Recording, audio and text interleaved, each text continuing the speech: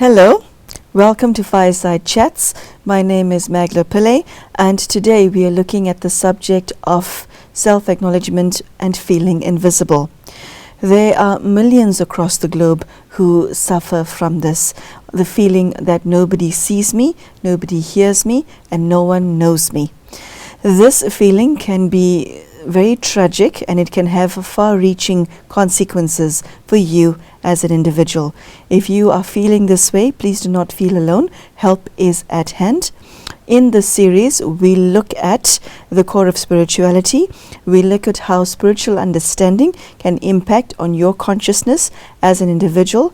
We also ask you to look at whether you are satisfied with your relationship with God, if you have a relationship with Him at all, and whether you enjoy a balance between your inner and your outer world. To take the subject up with us and to share insight into it, I have in the studio with me Sister Denise, who has been practicing Raj Yoga meditation for over 40 years. Sister Denise, very, very warm welcome. Thank you. And thank you so much for joining us. The feeling of invisibility, I think, is the worst feeling a human being can have. I once heard it said that being ignored is actually worse than being physically attacked, because no attention is worse than bad attention or negative attention. Tell me, what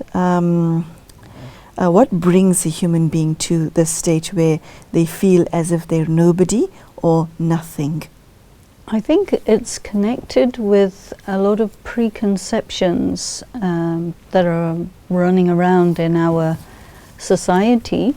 It's a very common way to behave is to assert your importance vis-a-vis another person by treating them as if they don't exist.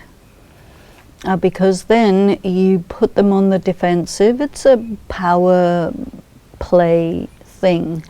And the person who is expecting to be seen and acknowledged and so on is making an assumption that obviously I am a good person, obviously anybody can see me and will acknowledge me and so on.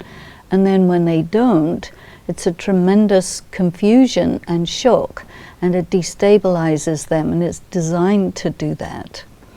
And there are sometimes whole cultures that do that. I think that in terms of the social hierarchy, it operates that people at the top of the hierarchy maintain their position by conveying to the people lower down in the hierarchy that they don't exist. And this is very disempowering. So it keeps the status quo, and it makes people feel very despairing and very depressed.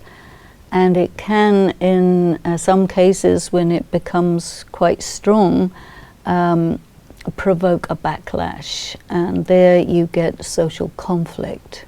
I think it occurs very much in societies where there is multiple races, multiple social stratifications.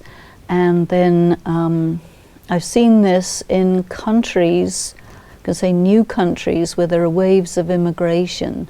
So whoever is on the bottom of the pile is always dealt with in that way, that you don't exist, which means we wish you didn't exist. We're quite happy that you exist if we're one level up because you came along, but otherwise you don't exist. Part of it is connected with large populations. So when populations are very large, people don't know each other, so they tend to generalize, and in the generalization comes more generalized stratification. And if you feel that your position is in any way threatened, one of the ways you'll deal with it is by making a person feel that they don't exist. I've experienced it a great deal. And just looking at my own experience of how I deal with it, or how I have dealt with it, it's very much to do with making the self feel, well, I know who I am, and if you don't know who I am, it's not my problem. It's very important to not make it your problem. Other people's attitude of you shouldn't become your problem. Yeah, because what happens is they would probably like it to become your problem. They would like you to feel, you know, subservient or desirous to please or something like this, because it will provoke that kind of unhealthy reactive behavior. But it's very important not to go down that road, because it's very bad for your self-respect, very bad for your dignity. But the downside is that it keeps groups of people separate.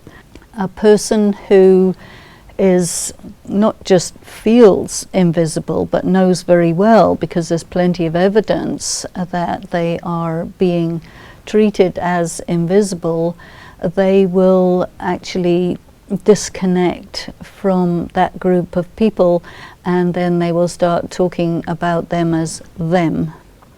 And then you get a them and an us.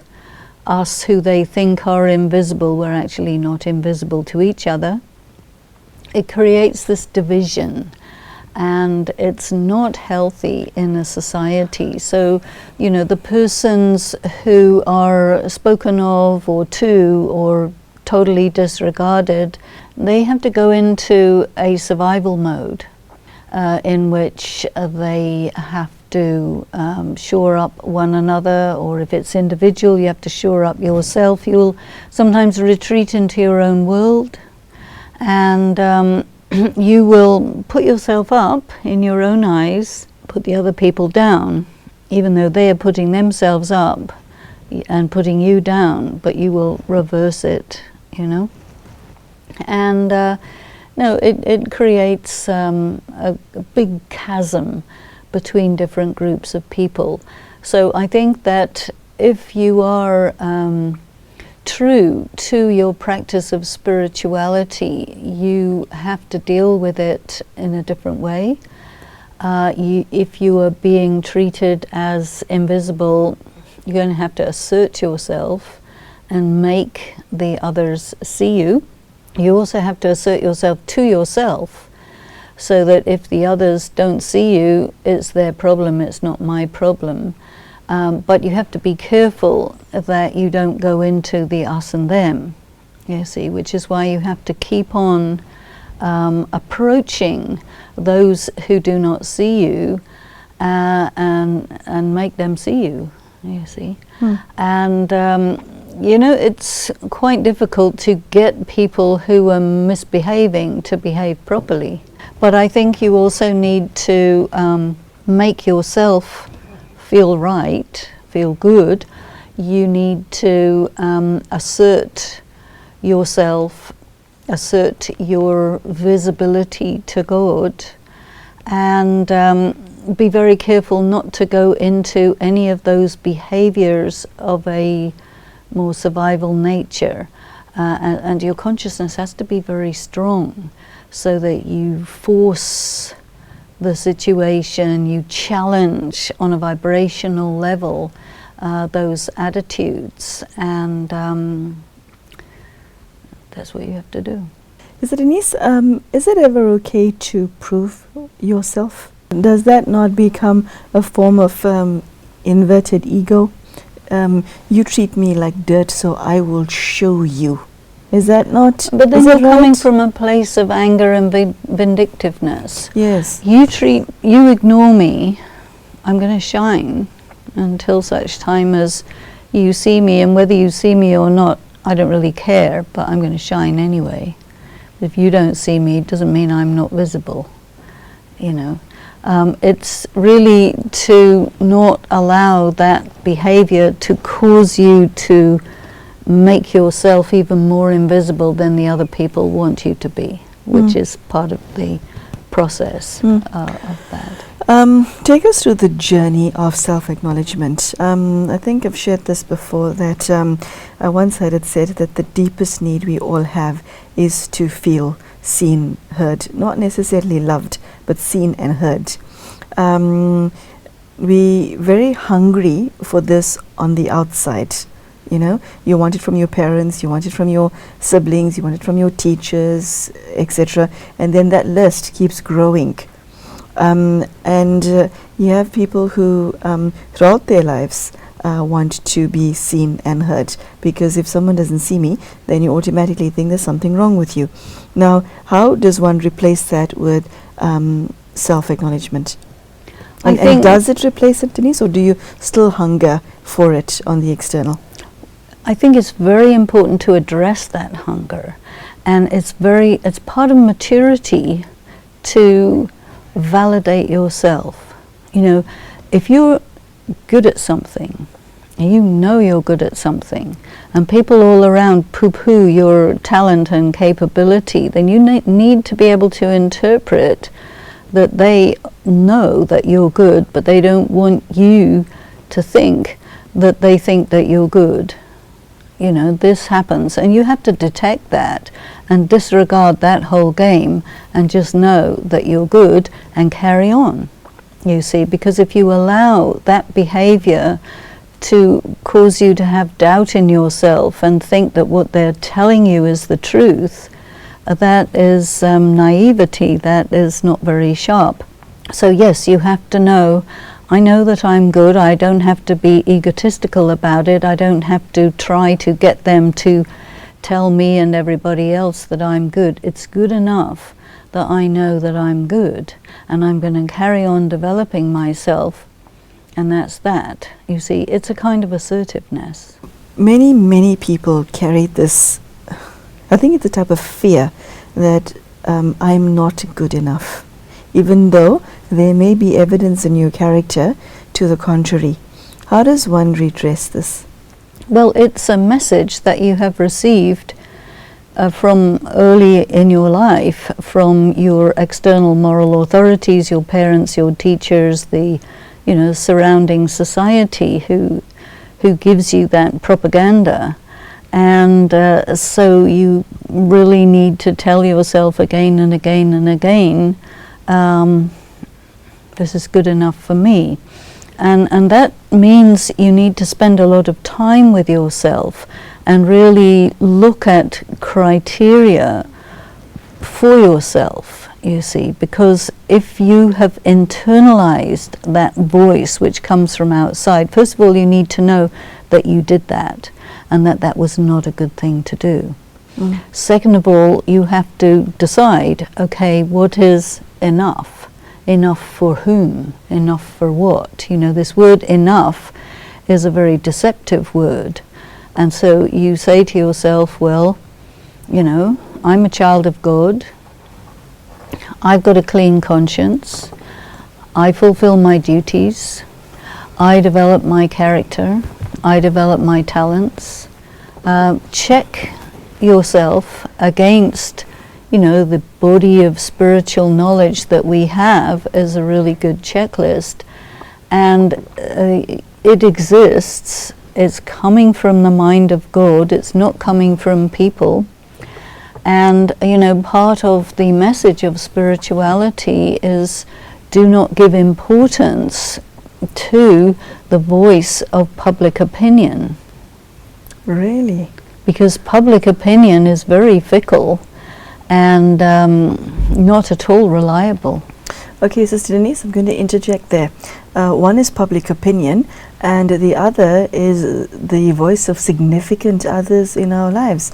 We all have people in our inner circle, parents, spouses, teachers, friends, siblings whose opinion means the world to us, whom we love. And if they have a negative attitude towards us and make us feel less than worthy, how do you deal with that? Because because it can hurt you very badly if somebody you love rejects you or treats you badly. But then, you see, what I think is a good way to deal with it is ask yourself, do I respect this person? Because if you ask yourself, do I respect this person, means do I respect their opinion? Do I respect how they conduct themselves? Because, if it may be somebody who's a significant person, but they behave badly. And so You may love them because of your blood connection or whatever, but do you respect them? Because there you're connecting yourself with your conscience. You know, do you agree with how they conduct themselves, or do you find them hypocritical or whatever? If you don't respect them, that lack of respect creates a space so that if they do reject you, you don't respect them anyway, so it doesn't matter, you see. And there you have to fall back on your own devices, and you know, you look around in the world and you see, is there anybody that you do respect? It may not be a living person, it may be a writer, maybe a philosopher. It could have a number of sources, but I think it's very important to see, you know, who do you respect in this world? Because your respect for someone corresponds to somebody who is walking their talk. If you have any kind of connection with someone who's walking their talk, you will be more interested in what they have to say, but you will still calculate it, you will still evaluate it. You know, the more you are mature and self-reliant, the more you'll be able to take other people's opinions with a pinch of salt. And if it really sits well with you that, yeah, what this person is telling me is worthwhile constructive criticism, I will pay attention, I'll work on that. But if it's just a nasty statement, disregard.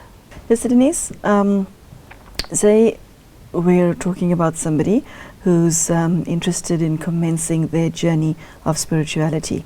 And the first thing that they become aware of is their lack of self-worth, a gaping hole where their self-respect should have been. How do you begin to repair what is broken? Is it self-work? Do you take assistance? Do you go see a psychologist to give you a kickstart? Is it just spirituality that's the antidote? Because I'm of the view... It doesn't really operate like that. A person can begin their spiritual journey. They may not even know they're beginning a spiritual journey. They'll encounter something that awakens them spiritually.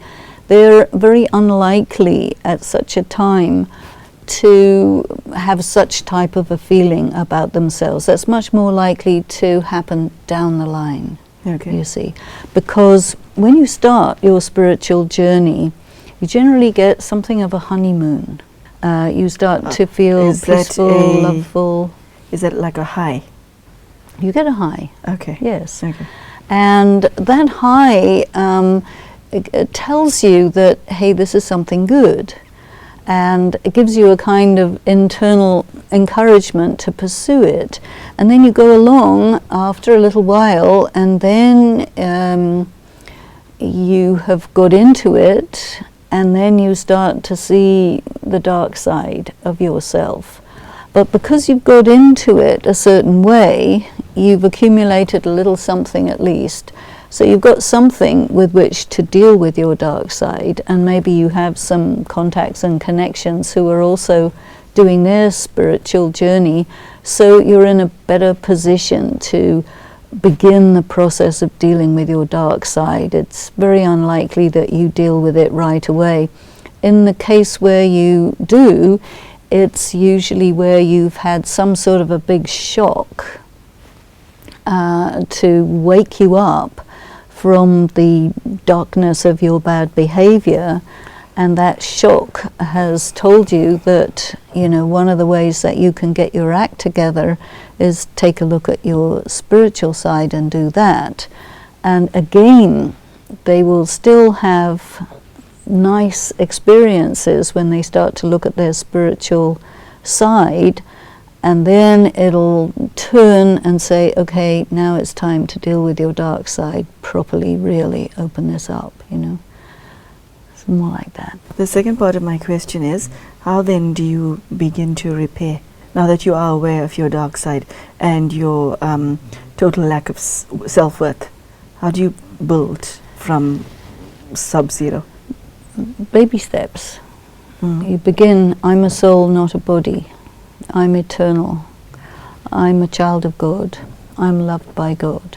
I'm redeemable, I'm lovable, step by step by step.